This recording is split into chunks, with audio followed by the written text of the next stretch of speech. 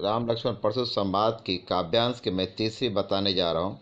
मैं हरीश सर, ध्यान से सुनिए बच्चों, सीबीएसई स्टूडेंट वालों। तीसरी काव्यांश है।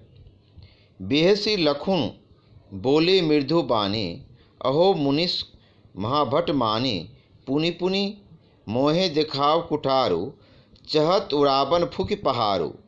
यहाँ यहाँ कुम्हर बतिया कोई नाही, ते तर्जनी देख मरी जाही। देख कुटारू सरासन बाना, मैं कछु कहा सहित अभिमाना। भृगुसुत समझो जनु बुलूकी, जो कछु कहो सहो ऋष रोकी। सूर महिषूर हरिजन अरु गाई, हमरे कुल इन पर न सुराई। बंधे पाप अपकृति हारे, मारतु पाप पढ़ियो तुम्हारे।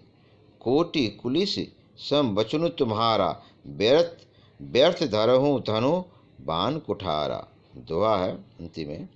जो बिलौकी अनुचित कहियो, क्षमहु महामुनि धीर। सुनि श्रेष्ठ भृगुवंश मानी, बोले गिरा गंभीर। शब्दार्थ। बिहसी माने हंसकर,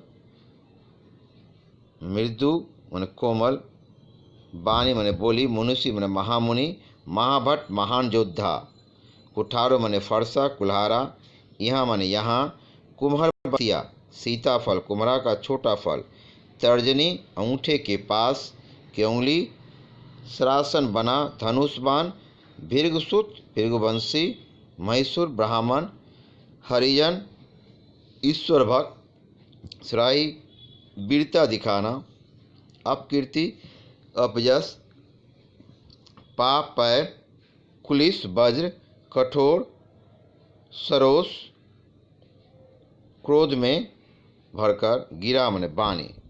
मैं तीसरी काव्यांश की भावार्थ बताता हूँ, ध्यान सुनिए बच्चों। परशुराम के क्रोधित वचनों को सुनकर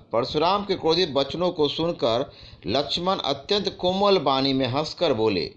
परशुराम के क्रोधित वचनों को सुनकर लक्ष्मण अत्यंत कोमल वाणी में हंसकर बोले, हे मुनिवर, आप तो अपने आप को बहुत बड़ा योद्धा समझते हैं।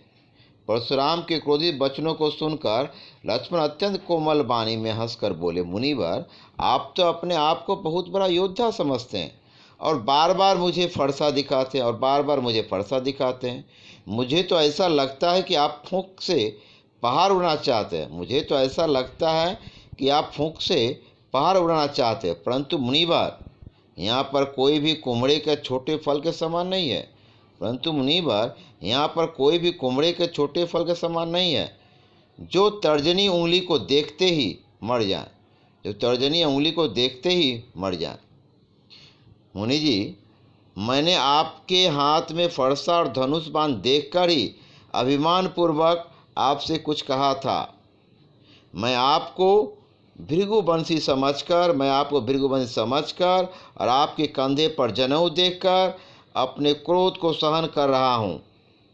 हमारे कुल की यह परंपरा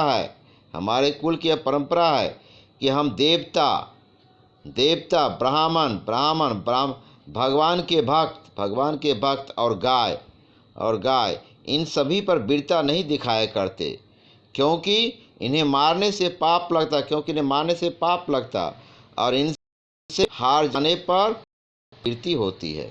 इसलिए यदि आप मुझे मार भी दें तो भी मैं आपके पैर ही पड़ूंगा। हे महामुनि, आपका तो एक एक वचन ही करोड़ वज्रों के समान कठोर